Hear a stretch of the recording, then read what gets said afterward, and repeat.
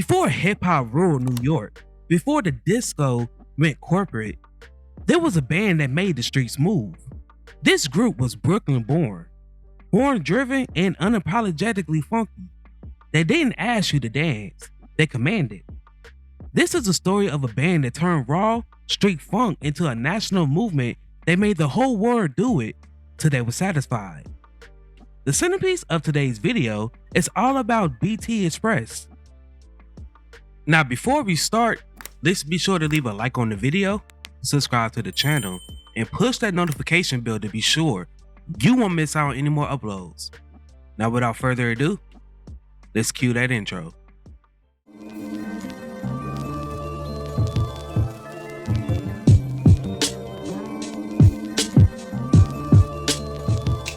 This group's origins was in Brooklyn, New York. Brooklyn was a borough full of energy, competition, and sound systems shaking block parties. The group was part of the early 70s Brooklyn sound and originated from 3 members of the King Davis House Rockers. This local dance band had put out a few singles.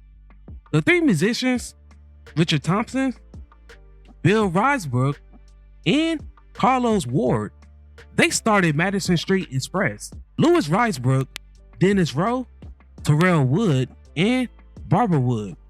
This was a professional band with a tight rhythm section, punchy horn lines, and relentless grooves.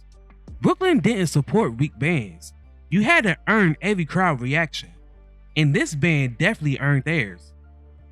The group signed with production company Roadshow Records to record Billy Nicholas' Do It Till You Satisfied.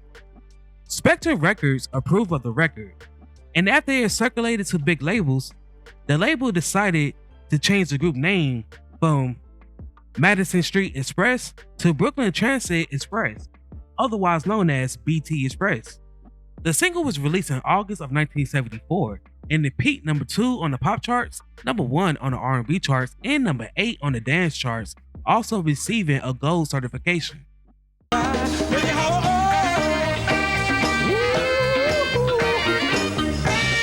They returned to the studio to record another single and a full album.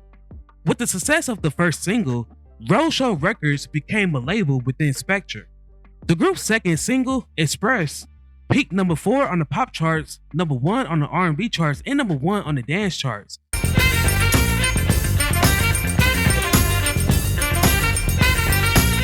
Their debut album, Do It, peaked number 5 on the Billboard 200 charts and number 1 on the R&B charts, selling over 500,000 copies, earning a gold certification.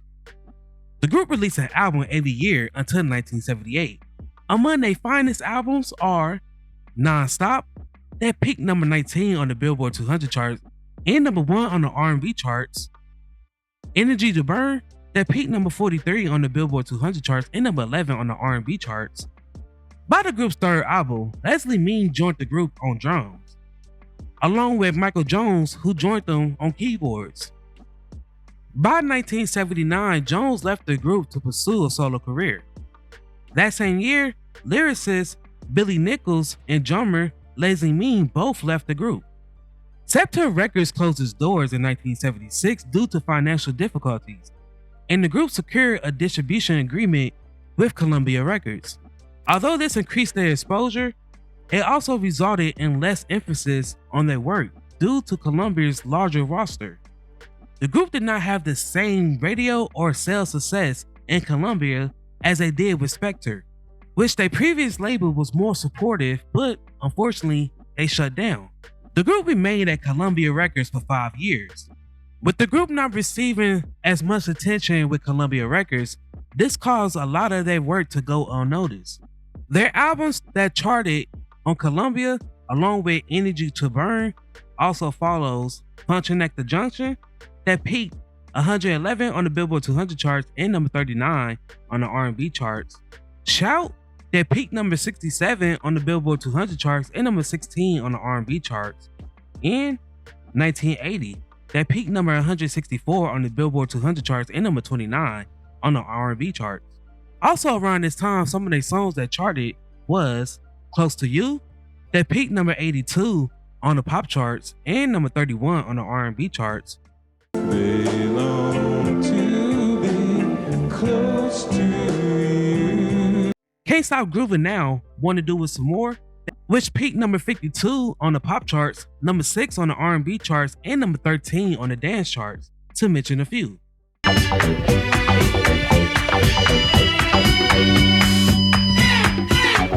With the group time at Columbia, they really didn't have that much success, which caused the group to bounce from label to label, releasing albums and singles that really went unnoticed.